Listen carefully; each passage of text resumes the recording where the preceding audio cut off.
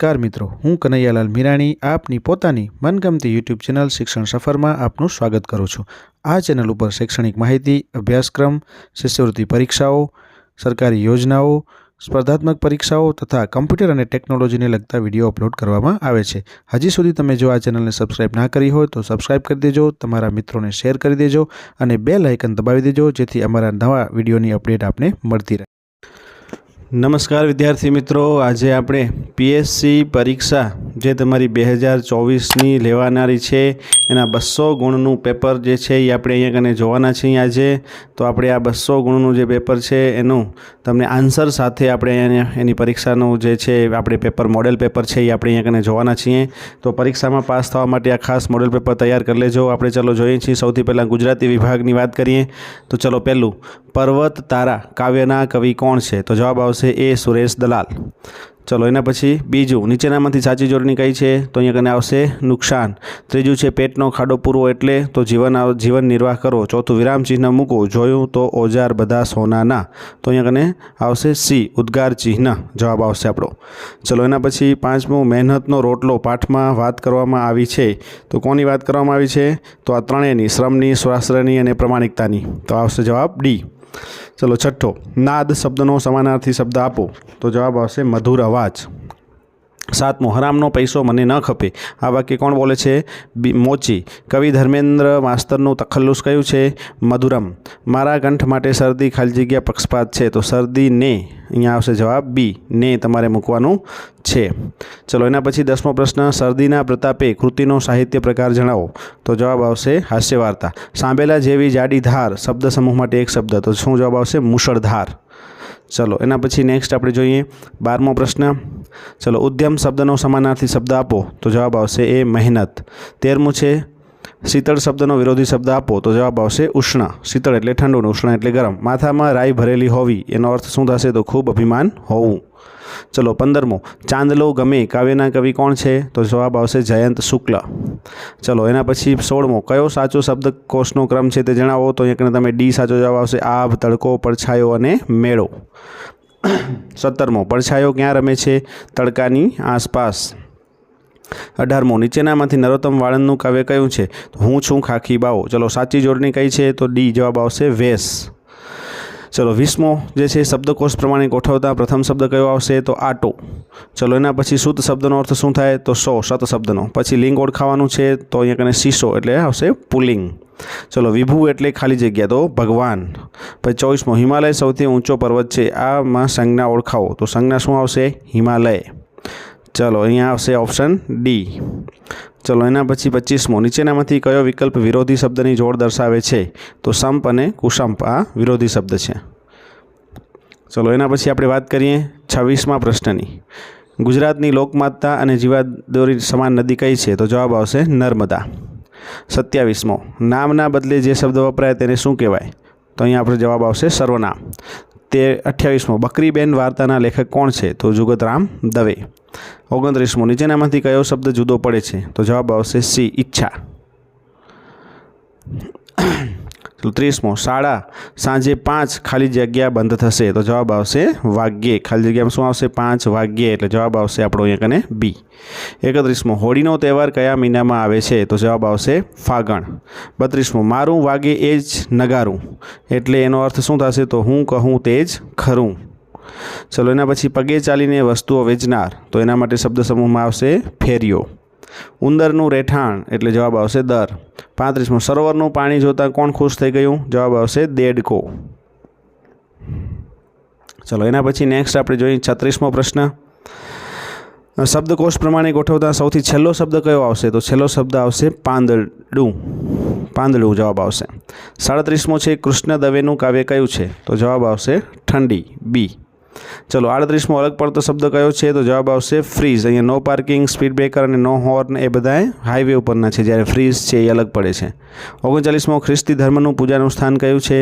તો જવાબ આવશે અહીંયા કને આપણો બી, ચર્ચ। 40મો શું આવશે? તો ગરીબનો વિરુદ્ધાર્થી તવંગર, ડી। ચોકીદારની મૂર્તિ જોઈને કોણ ભાગી ગયું? તો જવાબ આવશે સી, ચોર। ચલો એના પછી 42મો, નિષ્ણાંત શબ્દનો સમાનાર્થી શબ્દ કયો છે? તો આવશે નિપુણ। પછી અત્યારના વિજ્ઞાન યુગમાં પત્રને બદલે શું મોકલાય છે? તો ઈમેલ. 44માં આવશે પિનકોડ કેટલા અક્ષરનો હોય છે? તો જવાબ આવશે 6 અક્ષરનો. 45માં આવશે કવિ રચે ખાલી જગ્યા. અહીંયા 6 અક્ષરનો પિનકોડ જે છે એ તમે તમારો જે પિનકોડ હોય એ ખાસ કરીને કોમેન્ટ સેક્શનમાં જઈને જણાવજો. ચલો કવિતા. પછી 46માં હું તો પૂછું અને કોણ આવશે? સુંદરમ. 47માં આવશે મોહન ચતુર વિદ્યાર્થી છે. આ વાક્યમાં વિશેષણ કયું છે? તો જવાબ આવશે ચતુર. ચલો એના પછી 48મો શબ્દ સમૂહ માટે એક શબ્દ આપો. તો ઘોડા ઉપર સવારી કરનાર. જવાબ આવશે ઘોડેસવાર. શબ્દકોશના પ્રમાણે કયું સાચું છે? તો અહીંયા જવાબ આવશે સી અકબર, નામદાર, બિરબલ અને સરદાર. 50મું પારકી છડીનો જાગતલ એટલે શું? તો અહીંયા જવાબ છે બીજાના ભલા માટે સતત ચિંતિત રહેનાર.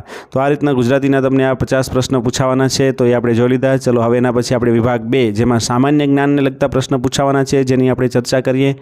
એમાં પણ 50 પ્રશ્ન હશે. આપણે 51થી શરૂઆત કરીએ. 51માં આપણા દેશના વડાપ્રધાન કોણ છે? તો નરેન્દ્રભાઈ મોદી. 52 કયું પ્રાણીના બચ્ચાને બોતડું કહે છે? તો ઊંટ. 2 ઓક્ટોબર કોનો જન્મદિવસ છે? મહાત્મા ગાંધી. અમૂલ ડેરી ક્યાં આવેલી છે? આણંદ. 55 તાજેતરમાં જામનગર જિલ્લામાં કયો નવો જિલ્લો બનાવવામાં આવ્યો? દેવભૂમિ દ્વારકા. બોલો 56મો ગુજરાતનું એકમાત્ર ગિરિમથક કયું છે? સાપુતારા.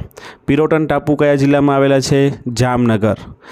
ડાલા મથ્થો એટલે શું? તો જવાબ આવશે સિંહ.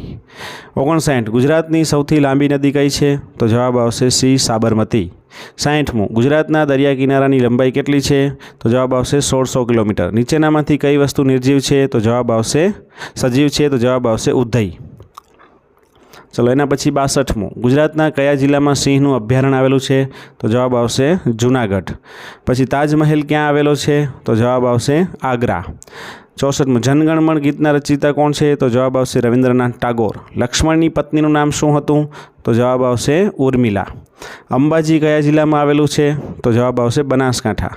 ચલો શિક્ષક દિન તરીકે કોનો જન્મદિવસ ઉજવાય છે? તો ડૉક્ટર સર્વપલ્લી રાધાકૃષ્ણન. ચલો એના પછી આપણે નેક્સ્ટ 68મો ભાંગડા નૃત્ય કયા રાજ્ય સાથે સંકળાયેલ છે? તો જવાબ આવશે પંજાબ. દૂધસાગર ડેરી ક્યાં આવેલી છે? મહેસાણા. એના પછી પાર્થિવ પટેલ કઈ રમત સાથે સંકળાયેલ છે? તો જવાબ આવશે ક્રિકેટ. 71મો મૂછાળીમાં કોનું તખલ્લુસ છે? ગીજુભાઈ બધેકા. તમે 12 જ્યોતિર્લિંગમાંના એક નાગેશ્વરમાં છો, તો તમે ગુજરાતના કયા જિલ્લામાં હશો? તો જવાબ આવશે દેવભૂમિ દ્વારકા. 73મો સંવંતસરી એ કયા ધર્મનું પાવન પર્વ છે? તો જવાબ આવશે જૈન ધર્મનું. કરેંગે યા મરેંગે. 74મો પ્રશ્ન કરેંગે યા મરેંગે આ વાક્યના ઉદ્ગાતા કોણ છે? તો જવાબ આવશે મહાત્મા ગાંધી 74મા પ્રશ્નની અંદર. પછી નેક્સ્ટ 75મો અંબરનો સમાનાર્થી શબ્દ કયો છે? તો જવાબ આવશે ગગન. આ 74મો પ્રશ્ન આપણે જોઈ લીધો છે. નેક્સ્ટ આપણે 75મા પ્રશ્નની વાત કરીએ છીએ ગગન. 76મો પ્રશ્ન છે એની વાત કરીએ ગુજરાતનું પાટનગર ગાંધીનગર. 77મો કબીરવડ ક્યાં આવેલો છે? તો આવશે શુક્લ તીર્થ. 78 દર્દીને ઝાડા ઉલટી કયા રોગમાં થાય છે? તો જવાબ આવશે અહીંયા કને આપણો કોલેરા. ચલો એના પછી નેક્સ્ટ આપણે 79માં જોઈએ તો હાલમાં અમદાવાદમાં યોજાયેલ કબડ્ડી વર્લ્ડ કપમાં કયો દેશ વિજેતા થયો? તો અહીંયા કને છેલ્લે ભારત જે આવશે જવાબમાં. 80 નીચેનામાંથી સીતાનું બીજું નામ શું હતું?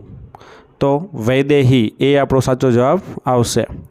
81મો ગૌતમ બુદ્ધનું બાળપણનું નામ શું હતું? સિદ્ધાર્થ. ઘરણા ગાડા વાળે કહેવતની વિરોધી કહેવત કઈ છે? તો એનો જવાબ આવશે સાઠે બુદ્ધિ નાઠે. ધોરણ 5 અને 8ની અત્યારે લેવાઈ રહેલ શિષ્યવૃત્તિની પરીક્ષા કોણ લે છે? તો જવાબ આવશે રાજ્ય પરીક્ષા બોર્ડ. ચલો 84મો ધમાલ કઈ જાતિનું લોકનૃત્ય છે? તો જવાબ આવશે સીધી. કાળો ડુંગર કયા જિલ્લામાં આવેલો છે? તો જવાબ આવશે કચ્છ.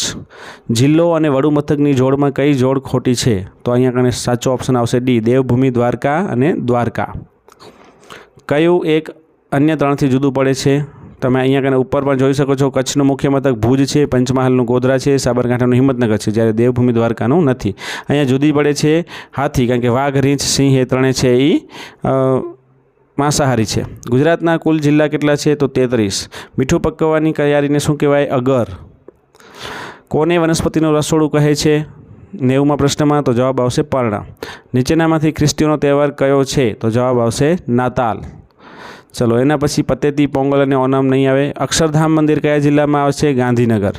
રજ એટલે કણ, તો રંજ એટલે દુઃખ. માનવીની ભવાઈના લેખક છે પન્નાલાલ પટેલ. ચલો એના પછી 95મો દુનિયાનો સૌથી મોટો ખંડ કયો છે? જવાબ આવશે એ એશિયા. ચલો 96 કાનમનો પ્રદેશ કયા પાકના ઉત્પાદન માટે જાણીતો છે? કપાસ. 97. નીચેનામાંથી કયો શબ્દ જોડણીની દ્રષ્ટિએ શુદ્ધ છે? તો ગુરુ પૂર્ણિમા. ચલો એના પછી 98. ગરબા કયા રાજ્યનું પ્રચલિત નૃત્ય છે? તો ગુજરાત. 99. અઠવાડિયાનો પ્રથમ દિવસ કયો હોય છે? રવિવાર. 100. કયા વાયુ વિના આપણે જીવી શકીએ નહીં? તો જવાબ આવશે ઓક્સિજન. તો અહીંયા કને આપણે 100 પ્રશ્નનું સોલ્યુશન છે એ જોઈ લીધું છે. એના પછી આપણે 101માં પ્રશ્નથી આપણે નેક્સ્ટ જે છે બીજા વિડીયોની અંદર શરૂઆત કરીશું. તો તમે વિભાગ 3થી આપણે જોઈ લઈશું. નવા વિડીયો જોઈ લેજો.